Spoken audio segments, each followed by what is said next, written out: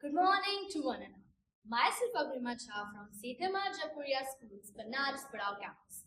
Today I'm here to narrate a story, and the title of my story is The Old Man's Silence. The year was 1946. Young Rafi, a firebrand student, clutched a leaflet proclaiming Quit India. He was planning to paste on the wall of a British collectorate. Fear was a bitter taste, but patriotism burned hotter. When he reached the square, he saw an old man, Mr. Sharma, a retired teacher sitting on a worn stone bench. Mr. Sharma was a man revered for his wisdom, but criticized by the young for his silence during the escalated unrest. Suddenly, a patrol of two British soldiers rounded the corner. Ravi froze, the paper crinkling in his sweaty hands. The soldiers marched directly towards the bench. What is this?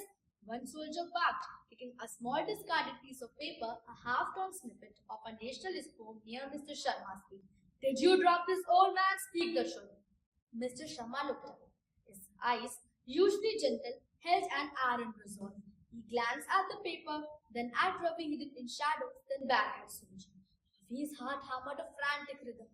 He knew his friend Gopal had been jailed just last week for this. He was about to step forward to see the right thing and confess to save the old man. But before he could move, Mr. Sharma's lip parted. He cleared his throat, his voice steady but low. No, Sahib, he said simply. That slab is not mine. That must have been the wind. Soldier hesitated, sensing something unshakable in old man's gaze. He spat on the ground and moved on. As the soldiers disappeared, Mr. Sharma rose, dusted his dhoti, and walked towards the hidden Ravi. He didn't spoke a single word about the incident.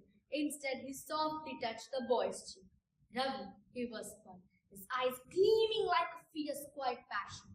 Patriotism is not always shouting the slogan. Sometimes the right thing to say is to say nothing at all, to save the future that holds the power to rule.